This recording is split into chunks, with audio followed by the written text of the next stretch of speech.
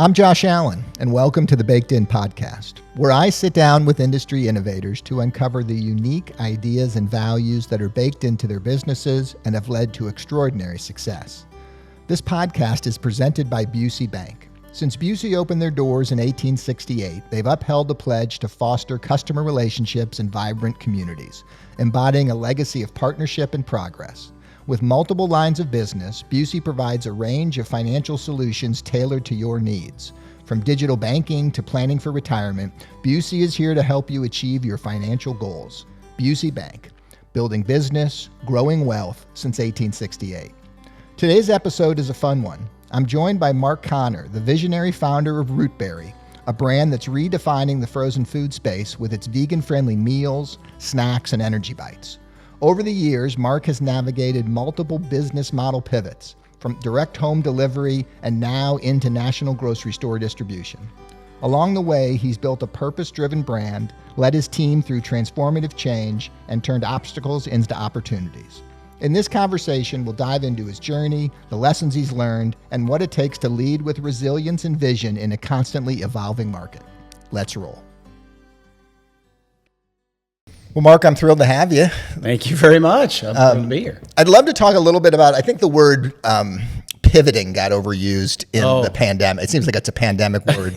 Maybe it's time to stop talking about that and start talking about evolving or evolution. But as it relates to rootberry, I'm really interested in sort of talking about that because I think you and I sat down, I think we had a mask on in the basement of Butler's Pantry. Correct. Right? Was that 20 or 21? That was 21. So in 21, we sat down and you were sort of getting ready to get started. Yes. And the business started as home delivery, right? Meal replacement, home delivery, evolved to like a home subscription mail order service at some point, sort of? Yeah, so we started, I knew that I wanted it to be omni-channel, again, to use another word that probably gets overused, right? But I knew that we wanted to be in many places. But at the time, when we were planning the launch, it was the best place seemed to start was direct to consumer, home delivery. And we were excited. We were doing things differently, ways that we thought were more sustainable. And it was, everything we did was all fresh food, so really short shelf life and made, in large quantities every week. And I still remember us talking to you about that in that basement and the look on your face as we talked about it.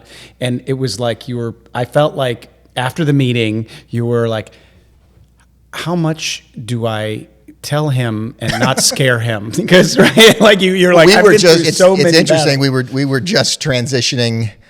Yeah, I mean, March of 21, we transitioned essentially out of the fresh delivery business daily as we've moved our business to frozen during the pandemic. And delivery's hard. Like, forget about, I tell people all the time, they ask me what's the hardest part of what you do? Like, isn't making so many thousands of pounds of bread every day hard? And I'm like, look, going from the mixer to the oven is the easiest part of our day. It's from the oven to the customer. Yes. With the right packaging and the delivery and all the logistics involved in it is so hard. And so I was I was in awe of your enthusiasm. I'll say it that way. That's a nice way to say it. But we had a thesis, right? We had an idea of what we wanted to be, what we could do differently. And what was that? So can you? Originally it was the whole mission was more people, more plants, more often. That was like the thing that where the seeds were planted and ultimately to start the company, because I knew that the more we eat, the better you feel, the better it is overall. And as you think about that, and we just had Jeff Stevens on from Wellbeing Brewing a couple of weeks ago, and we were sort of talking about this like mindful drinking versus sober drinking, I guess, for and what percentage of his customers are sober drinkers versus just people like me, candidly, that has a beer every once in a while or a glass of wine every once in a while. But I've also incorporated NA drinks into that mix because I'm just more mindful of it. Yes. And is with the vegan meals that you guys are producing, are you finding that the customers are more mindful eaters, to your point, more plants more often, or is it a true, vegan devotee who's just searching for something different? What's great is it's a mix. The design target for the brand is actually flexitarian plus is the way I talk about it. So our food meets the vegan standard, and because we saw that there was needs there, but it works for vegetarians and it works for the flexitarians. And the reason for that was we knew that as long as we delivered great tasting food, we could reach that group. But what has certainly one of many things that evolved is how we talk about it. And originally, the thought process was that, as it often happens in emerging trends, right, is that a lot more people were going to jump on that bandwagon a lot faster. And ultimately, I think mindful is a great way to think about it. I talked about it like a bank account. I said, I think a lot of people I know go, today I have a cheeseburger, and so tomorrow I'm going to eat well because I need to offset that, right? Sure. I need to balance that out. And so I have great admiration for people that are consistent and eat, dedicated and thoughtfully all the time.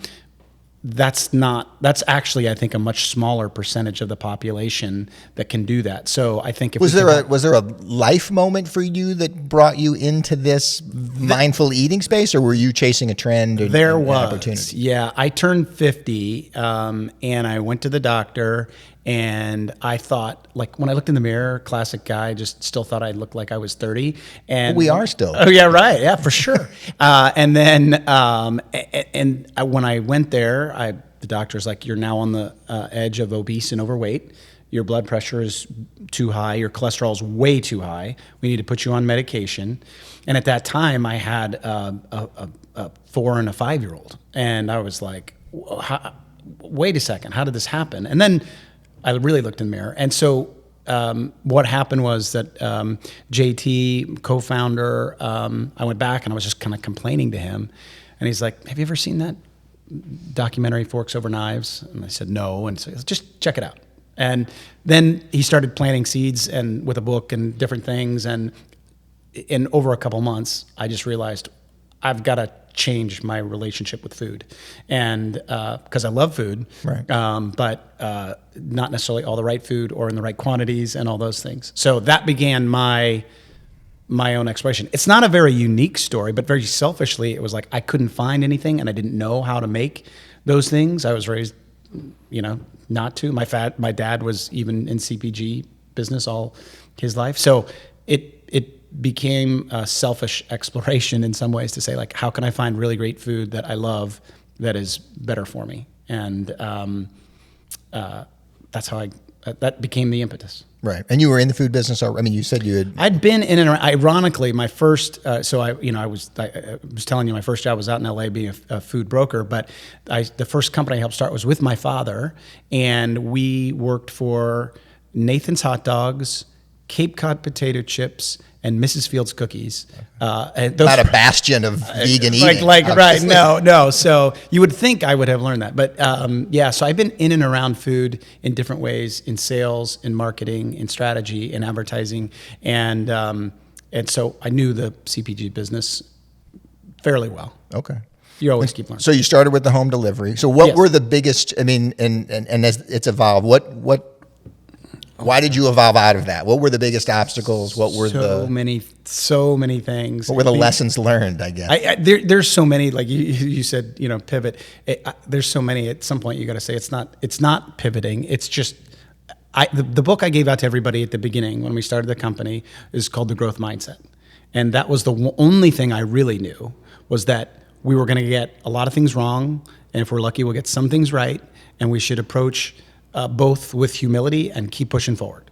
And so that was what we needed from everybody, and that is what we did. So what made that move were things like, in some cases, opportunity. Dierberg's has been a wonderful partner, and they saw us and they said, and they were willing to give us a shot, right?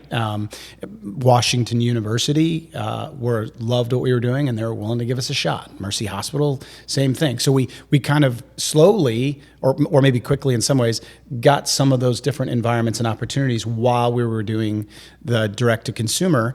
The direct-to-consumer at the same time changed a lot in 21 with privacy laws and things like that. So customer acquisition became much more complicated, but still really I still really love that business, but ultimately we've moved completely away from that because everything we do now is frozen, and the shipping costs of frozen are crazy. I can't expect anyone to do that. Never mind just. We can talk about that. We're in the same business. So, I mean, for a minute, you took over the Weber Grill restaurant location, We right? did. In the Galleria, and Yeah. like producing out of there, which... It was a very cool spot. Like, we got very lucky, if you will, in the scheme of the COVID world at that point, that there would be a space like that was available, and it worked out great for us for a while. And we were making all of our own food at that time, and we needed more room, and we needed lots of cooler space. So, it was a cool space. So now that you have evolved into a frozen foods manufacturer, and we were talking before we got started, and you're using all co-packers now. So you're no longer producing anything Correct. yourself. So you've basically now built sort of an innovation and sales organization. Like what does the business look like in terms of number of people and sort of how you go about it when you're not in the manufacturing space? Yes, there are 6 root berries, and we so there is that idea that you get to stay a little bit lean. There are trade-offs, and I've had a lot of conversations, and you can imagine how many times you can think about it from both sides. Think, should we be in the manufacturing business? Should we not? There are advantages and disadvantages, and I don't think it's right or wrong, and it could change over time for us. It certainly already has, and Sure. It could change again.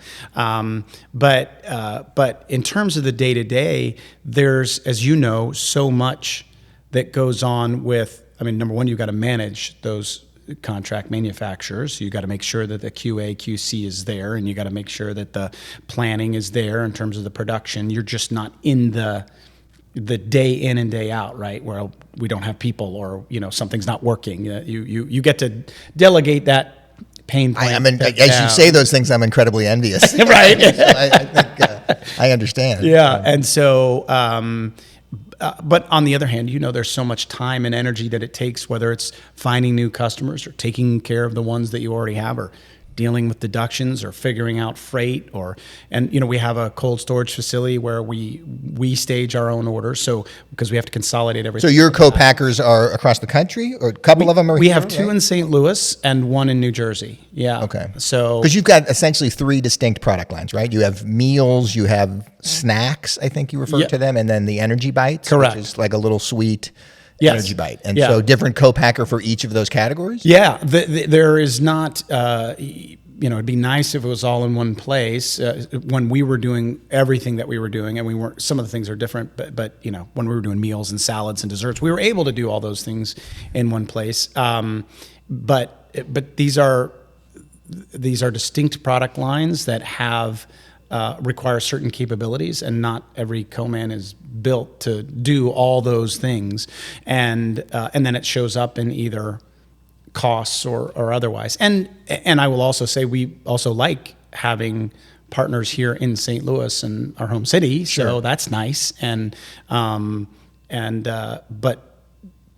finding the best in each of those product lines is helpful, and it also gives us an opportunity to learn from those relationships. I have taken learning from one and applied it, to another, which ultimately makes us both better. Can you give me an example, like of? I think best practices in terms of staging, of packing the product and staging the product and labeling the product.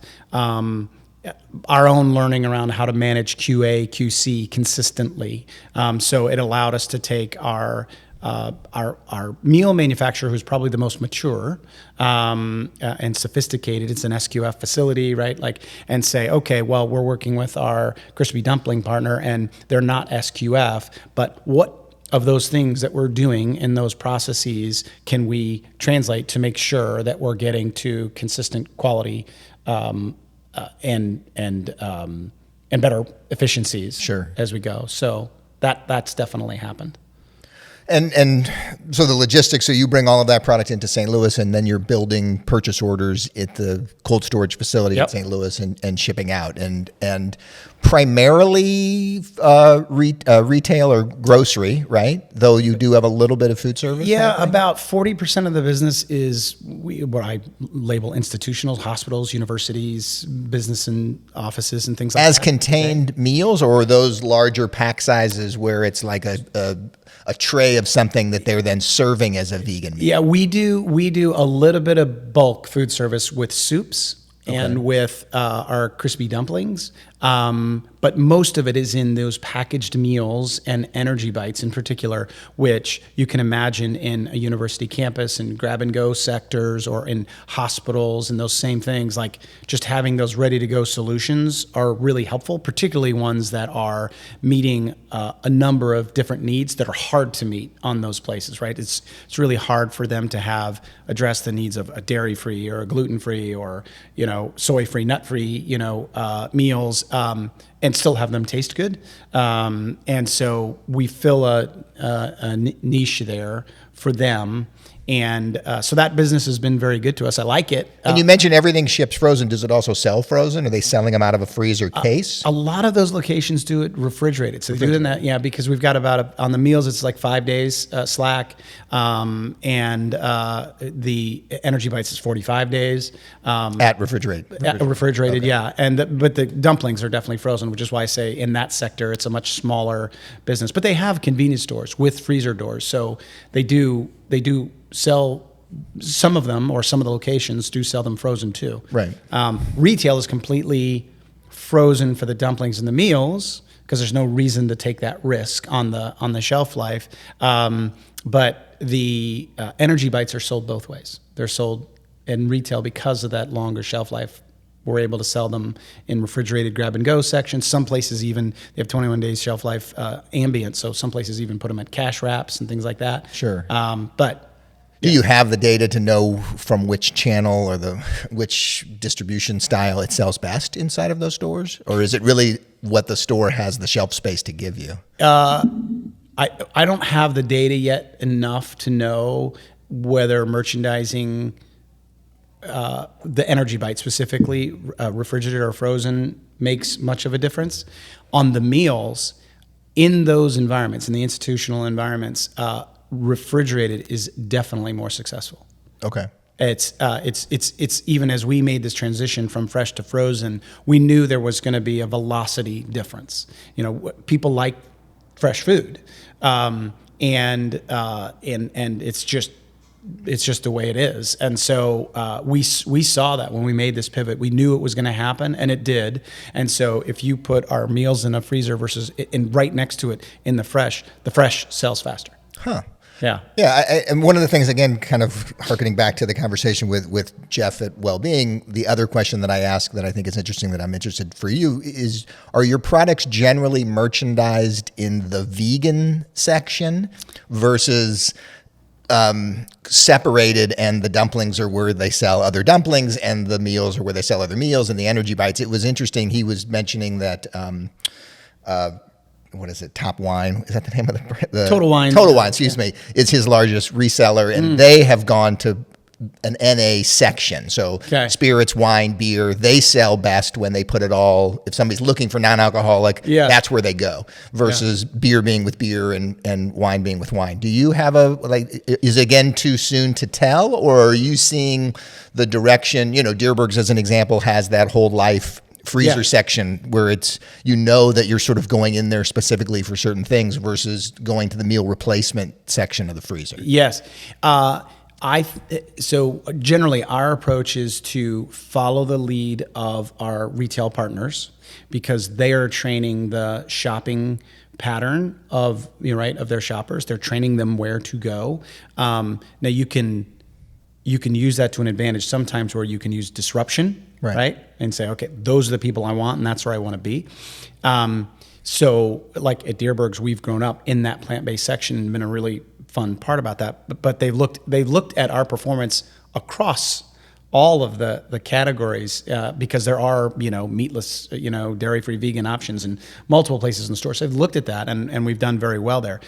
What I'm learning from other retailers, be it natural or conventional, is that, and they're all experimenting, so they're all learning. So that's why I say in some ways it's a little bit too early to tell. But there's an overriding, I would say, thought process right now, that belief that integration within the category is more effective than isolation. Though, so what they're thinking is that the plant-based category is going to be really going to come down to meal components like Beyond and Impossible or other meat alternatives. Sure. And that things that are plant-based but are like our crispy dumplings are going to be with the appetizers, and they'll have to withstand those volumes, or they'll at least have to consider that as part of their variety when they look at velocities and say, well, it still checks a box. The challenge is, I guess, as I would think about it, it's building a brand, right? Because when you can put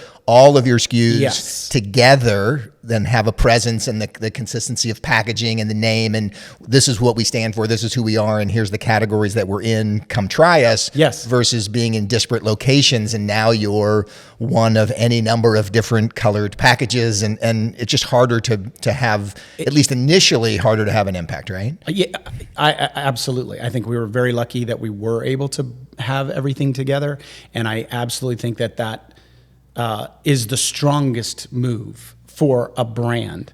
Now, at the same time, I'll point to a brand like Rayo's, which isn't entirely fair, right? But you can find them in the pasta sauce, you can find them in the pizza aisle, you can find them in the frozen meal aisle, you can find them in the soup aisle, and so one of the things that we wanted to do was build, an elastic brand that people could always know it's clean label, nutrient dense, plant-based, allergen friendly, and always tastes great, right? Like that's what I can count on rootberry for, whether I'm in this aisle or that aisle or that aisle.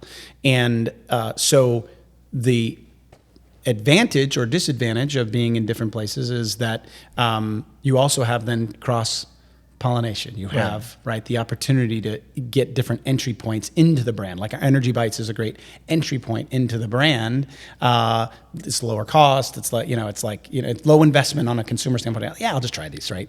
So all right, I like that. So now I'll try these, right? So that ecosystem of the brand, I think, being in different places, still early to tell, but I've seen other brands do it effectively. Sure, but it's expensive, right? Like that would be the thing I'm most interested in as you think about the marketing, because telling that story, where to find us, well, and what it's about, building that credibility and building that recognition and people being able to look at the brand immediately and register those are the traits that we know. It's hard to do. Like that's hard to do, especially nationally. Yes. It's one thing to do it when you're local and it's Deerberg's, but once you start getting beyond that. So how are you doing that? And what's the, not what's the expense, but like what's the investment that you're doing in order to try to accomplish that? So, we're still very early if you think about it in our life. We're babies. And so, because you've been in I think you said less than a year that you've really been in this. In terms of this iteration outside of St. Louis and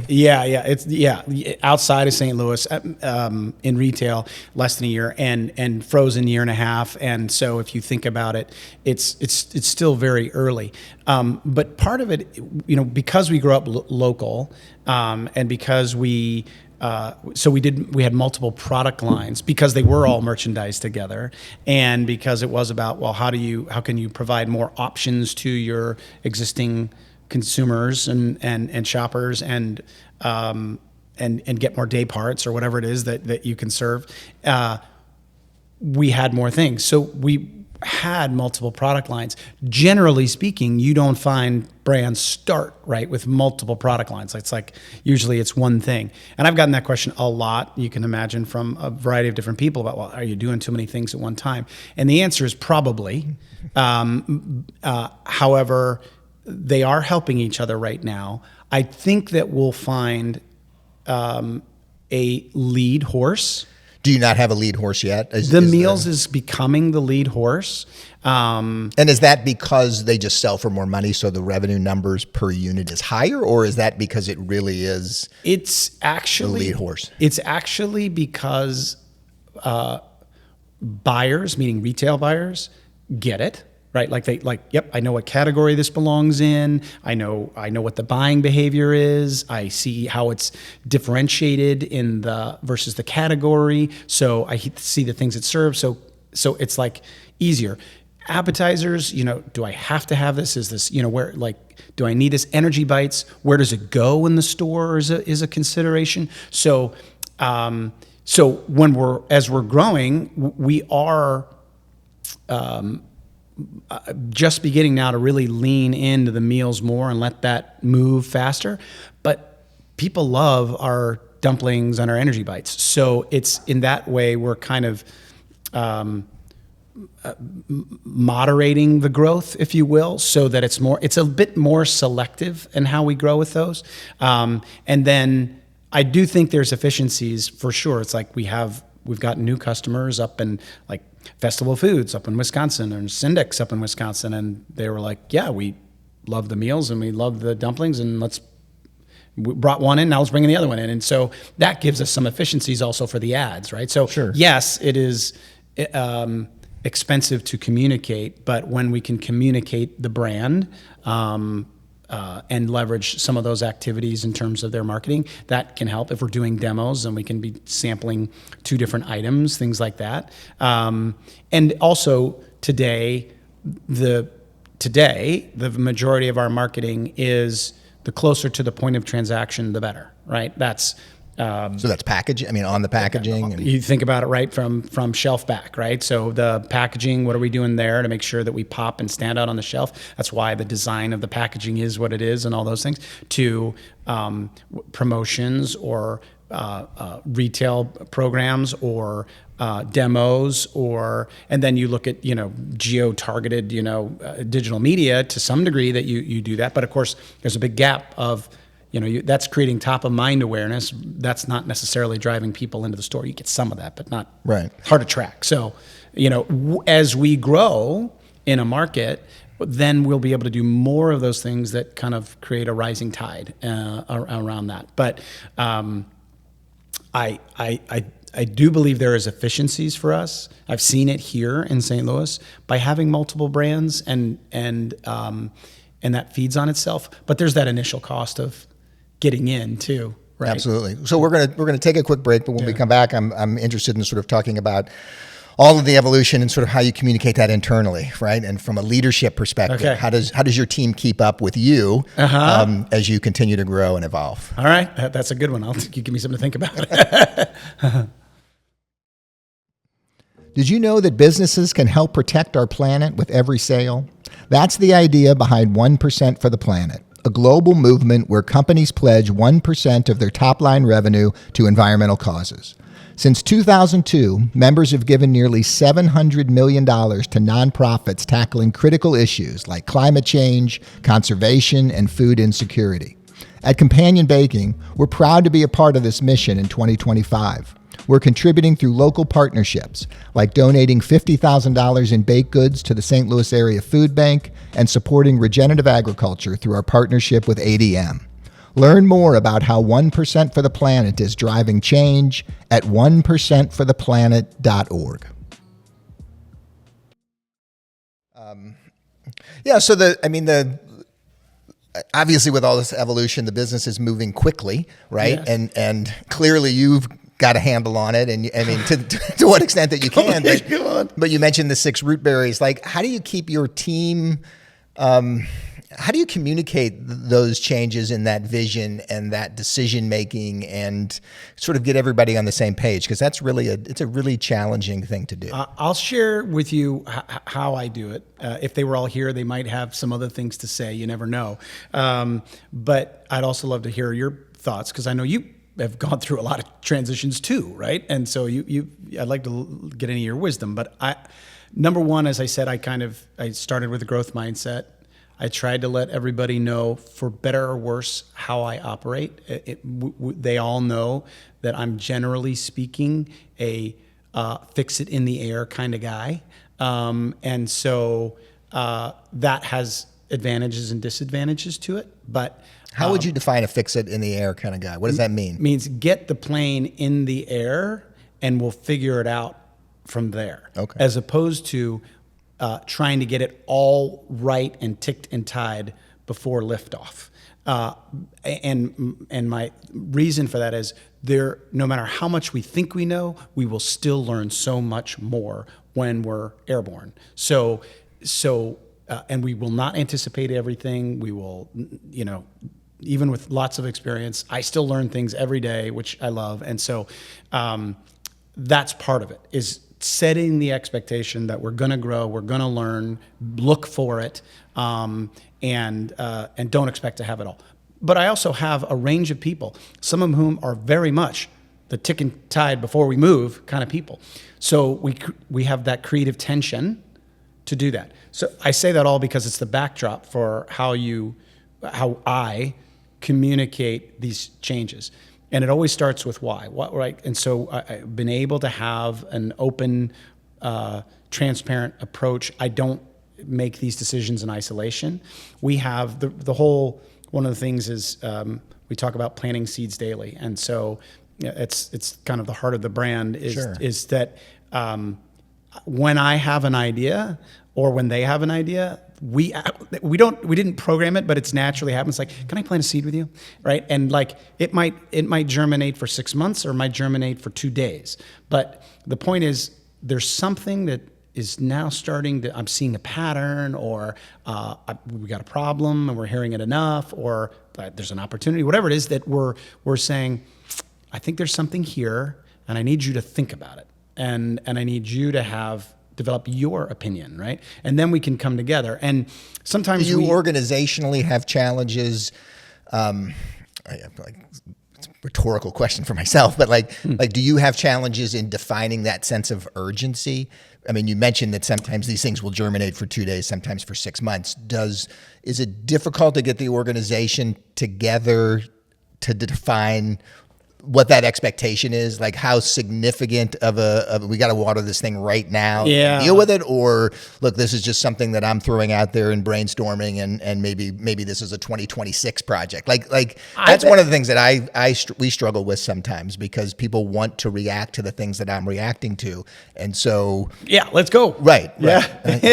How do you set those expectations and make sure that you have the freedom to be creative and have those conversations without it necessarily meaning all of a sudden we're moving the boat and that's where we're headed? I'm very lucky that the team is, whether they've gotten used to me or they've figured it out or vice versa, because I think I've also learned about what they need, and over time, like how much to communicate or how to express that this is not urgent, or this is, I think, urgent.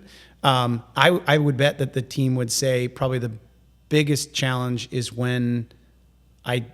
is the movement from it's an idea to we need to accelerate, right? Because there's always this, a lot of times you'll hear people say something like, well, I'm just hearing this for the first time, or something it can, or you've had a lot of conversations about this. Well, no, the two of us had one conversation in the hallway, and you're hearing it for first time because this is the first time, right? But there's always a first time that you have to hear something, and then everybody has their own speed at which they absorb that and process that. So I think it's definitely imperfect, but everybody knows it comes with good intentions, and so assume positive intent. I think we do that really well, probably 95% of the time. And whether it's from me or somebody else, that we are trying to get to better all the time. Right. And so our communication has matured over this time with each other one-on-one, as well as, even as a team. How do we stay in touch? Yeah, the interesting thing that you have to wrestle with, as I think about it, I mean, we're a manufacturer, so we always have the inherent tension of production or operations versus sales, right? Yes. Sales wants to go and they want to do this and they want to do that, and production wants to say, look, well, let's slow down because we want to make it right and we don't want to screw it up. And I mean, everybody has the right intentions, but there's just inherent tension between those two things. Yes, you've got a situation where you're not producing. So you've got a whole bunch of people that are just ready to go. Who speaks for the co-packer or speaks for the how the hell are we going to actually produce this and get it into the market when your team gets together? Is there somebody that does that? There are at least three of them. And 3 of the 6, so half of half of them are hang on, let's think, here's the implications of this, or which I love. Right. I love, even though sometimes it makes me nuts because I just want to, hit the pedal, but that's why we have the team that we have. Right. And so, and they are the people that lead culinary. So Carrie leads culinary and our co-mans. Jeannie, who leads product management and project management. So she's got to get things done down through Streamline. And it is Stephanie, who leads customer service. And why? Well, all three of them feel the weight of change the most, right? And so logistics, Drew's probably able to flex a little bit more and doesn't maybe feel it quite as much. And Theron is, frankly, he plays multiple roles, but he's pretty agile and also probably more with me in driving the growth side of the factor. And everybody's on board with growth. It's not that. It's just, where are the chips going to fall in terms of the work of this thing that we want to do? Right. Are the co-packers on the growth page? Like, have you been able to find co-packers that are sort of? I mean, that would be the fear in. Yeah. Right. Like I know what I can do and what I can't do, and so if I take something on and it was more than we could handle, then we're all out there, doing something. Yes. We've had that. That's what we used to do this winter. Like. But you don't get to speak for that in this case. And so are you constantly looking for an evolution of those co-packers because this guy is great today but isn't interested in 30% growth? Or have you been lucky enough that these guys are they're running with you? So far, yes. So far, we're lucky enough. Of course, there's a different negotiation that happens when that tension is outside of the organization, right? Right? Like you get to sit down with your whole team and say, guys, here's why. So how? So yes, I'll go work the line, right? Like I would wash the dishes in the early day, everybody chips in and you figure those things out. But like now I can't go in and do that.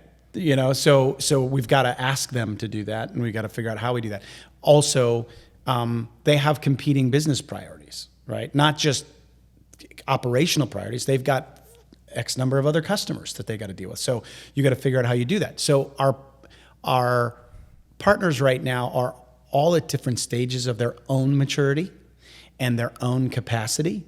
And so it requires specific, intentional, and distinct approaches with each of them, with the principle of communicate early, often, and transparently. And so I don't feel like we have to play games with them, which is, I think, important. Because I'd rather have somebody say, here's transparently what I'm trying to do, and they go, I don't know if I can get to that, or here's what I need from you in order to do that. Then at least we can decide how to deal with that. Right. And I mean, as you look at the Marc pie chart, what percentage of your energy goes towards those co-packing relationships? I mean, I asked the question sort of because we are a co-packer for a lot of people. We do some private label. We do some things that are exclusive to certain people. And I just want to make sure that we're always, we always want to be vendor of the year, manufacturer of the year, like when I start a relationship. But I get an opportunity to ask somebody who isn't one of my partners, like what do you think about, how much energy do you spend on it? And what would be the ways that I, as a co-packer, could create a better comfort level for you, so that you could ratchet that down and go focus on things that are maybe more important or better for both of us to continue to grow the business? I would say so. I'm lucky in that because Carrie is on point, that her big portion of her time is spent with the co-packers. But for me, it's probably 10%, 15% max. And what I think the things that we look for obviously is integrity. That's number one, because you can't buy that. So we and that's gets learned a little bit over time. Sure, but you got to prove yourself over time, right? But I think that from the things that I'd look for are yes if, right? The co-packers that are yes if or yes and, right? Like and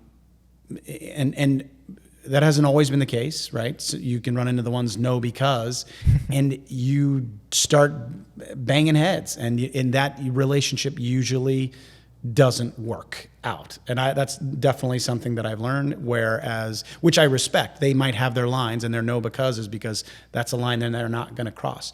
But I find that at least I personally, and I think our organization is much better when we're working with someone that says, okay, that's what you want to do. It's not what I do, or it's different than how I do it. So if that's really what you want, then this is what needs to be true. Or, hey, by the way, I hear that, good idea. We learned this. So let me add to that. Right. And so, those are if they're using yes, if and yes, and I think that's probably you're in a fruitful relationship. And when you look at it, I mean, it's sort of that old adage that we always think price is the most important thing, and the customer really, when you find out it isn't the most important thing, where does price fall for you as you look at those relationships? When you mention integrity and probably fill rate and fulfillment and that yes attitude and flexibility, innovation. Yeah. I mean, obviously cost is a factor because you're not manufacturing it and there's only so much you can sell a meal for in the grocery store. But where does price fall into that equation as you look at that? It's definitely part of the rubric. It's probably,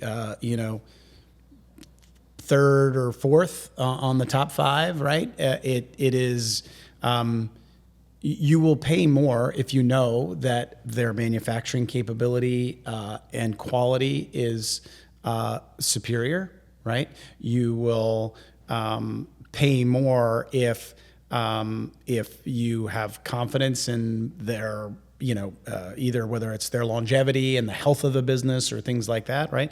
Because you can get cheaper, but usually there's a trade-off. So like I was having a conversation yesterday with a supplier of packaging, and I said, we know you. We like you, like the way you do business. We like your customer service. We like your quality, and your price is close. So make it easier for me, right? And that might mean you're still a little bit more, or it might mean maybe you match, or it might mean that you take this thing away from me that I don't have to deal with, but make it easier for me because you win on all those fronts. So can you help me? And sometimes the answer has been that I've gotten to the answer that I hoped we would get to, and sometimes it's not. Right. But the transparency of the conversation is super important. I mean, life's so short. Like I feel like if you're managing your relationship on price, you're already messed up. Right. I mean, and you're building a purpose-driven brand. Yes. I mean, I think you believe that. I think as I look at the website and do the research, I mean, that's the idea. This idea of more plants more often, doing better for the world. How do you balance that, or what do you think the balance is between building that and then also trying to build a sustainable, scaling, growing, and profitable business? Yes. So, and I heard you like in a podcast not too long ago, you're talking about now you're doing the 1%, and like, I think you used the phrase, which I totally believe in, is we've got to make sure that we're healthy so that we can help others. I mean, there's things you can do along the way, right? But you have to be responsible. And I think one of the things in the food business, particularly when you're mission focused or purpose driven, is finance is a lot bigger part of the food business than any foodie or any purpose-driven, person wants to admit, but it is. And so, and getting to profitability is very challenging in this business. And so, and even getting there, then you got to figure out how to stay there. And then stay there, right? And so, and we're still not there, right? So now that's expected. But that requires patient capital. That requires delivering on expectations, or if you don't, you better understand why and have learned from it and figure that out. And so managing the financial part of it is or that balance of being purpose driven is very interesting. I think I talk about with investors like responsible growth. I talk about with retail partners, responsible growth. That it's not all doors at any cost. There was a time when brands were doing that. I don't think they're doing it as much as they used to because a lot have failed. Do you struggle? I struggle. Do you struggle with that patience? I mean, you mentioned you're not quite at profitability yet, and here's the things that you know what you need to do to get there. Yep. Do you struggle with the patience to cross that chasm responsibly and under control? I mean, it's a really hard thing to do. It is, because you don't get to make the decisions in retrospect. You have to make them in the midst of the play, right? And there are always variables that we don't know. I'm in the middle of that literally right now. We probably have some exciting, really big opportunities that are almost there, and I know that they're going to come at costs that I cannot fully measure as much as I think and I plan, and so I know that there is stuff out there, and you try to make the best decisions that you can, and stay close to the numbers so that you're ideally not surprised, right? And you can adapt. But that's definitely what we're doing, and we're in because of where we are, we're in this early stage that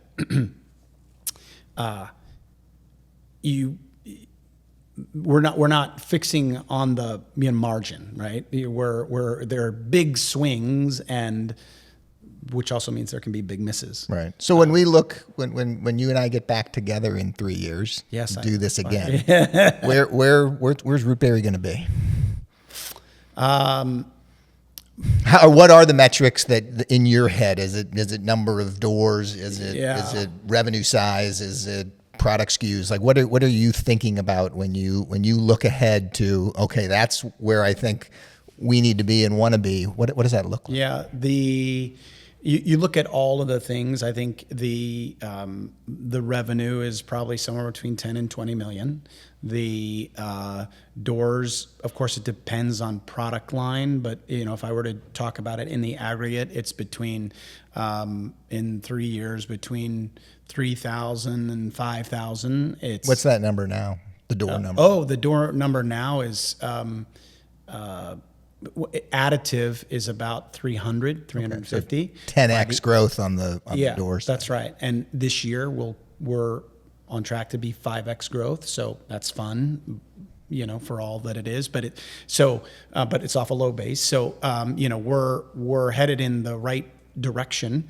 But I think in 3 years from now we are finally consistently hitting profitability.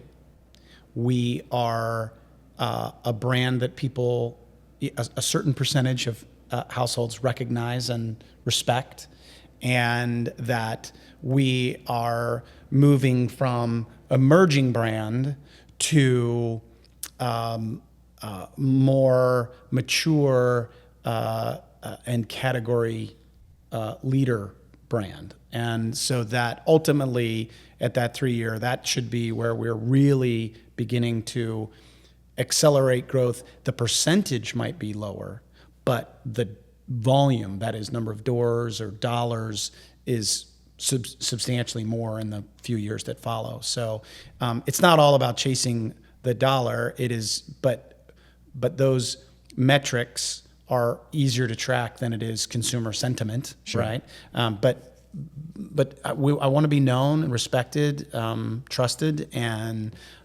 for just real food that's really good and good for me. And I think that there is a underserved need there, and I think that we do that, and that means that we're creating value. Well, as somebody in the industry, somebody who shares distributors with you, somebody who sees what's happening, I'm thrilled with what you're doing and where you're headed, and excited to have you back. And I'm not excited for 3 years to go by too quickly, but excited to have you back and keep talking about it. But I think it's awesome. Well, thank you. I mean, you are a survivor and a thriver in this business. And like I said, I remember the first day that I got to meet you, and you were very humble and very kind to make time and to do it again today. And giving back is a privilege, and it comes with experience. And I have catching up to do with you. But so I hope that I'll be smarter and healthier in 3 years from now too. Well, I'm here to help you anytime. So let's stay in touch. Thanks, Marc. You got it. Thank you. Thanks so much for joining me today. I can't tell you how much I've enjoyed sharing these insights from folks I truly admire. Be sure and follow the show in your favorite podcast player to be alerted to newly released episodes. And share a comment if you have any feedback or future contributor recommendations.